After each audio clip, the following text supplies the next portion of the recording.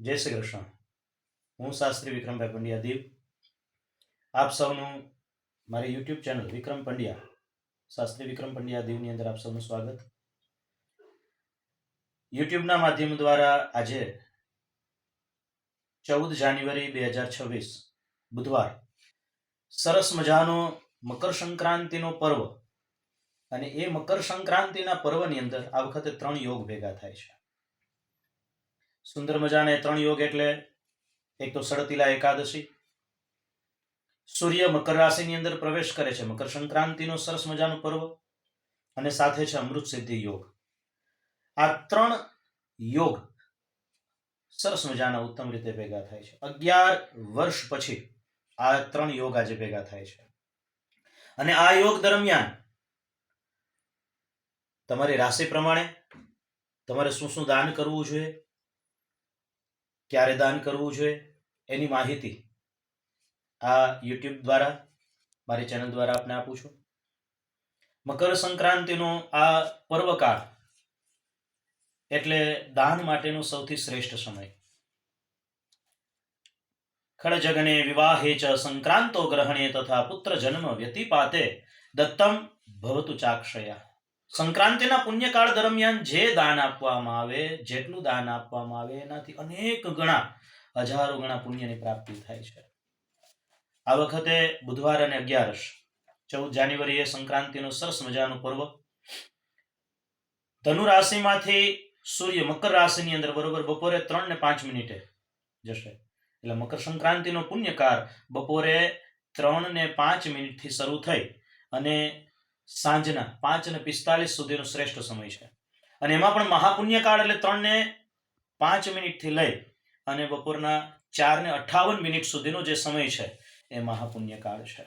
અલગ અલગ રાશિના જાતકોને માટે અલગ અલગ પ્રકારના દાનો છે. સામાન્ય રીતે જે દાન બધા જ કરી શકે એમાં તલ, ઘઉં, મમરા, ગોળ, ઘી, દૂધ, રૂપાની કોઈ પણ વસ્તુ, મગ અને ચોખા એ દરેક વ્યક્તિ દાન કરી શકે એમ છે.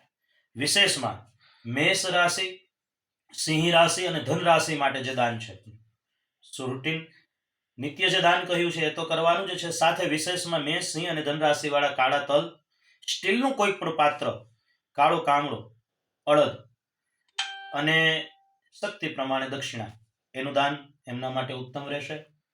વૃષભ રાશિ, કન્યા રાશિ અને કુંભ રાશિના જાતકોને માટે ઘઉં, ગોળ, લાલ કાપડ, ત્રાંબાનું કોઈ પણ પાત્ર અને શક્તિ હોય તો સુવર્ણ, આનું દાન દક્ષિણા સાથે યોગ્ય રહેશે. કર્ક, તુલા અને મીન રાશિના જાતકોને માટે ઘી, ખાંડ, સફેદ કાપડ, રૂપાનું કોઈ પણ પાત્ર અથવા રૂપાની કોઈ પણ વસ્તુ અને શક્તિ પ્રમાણે દક્ષિણા, એનું દાન ઉત્તમ રહેશે.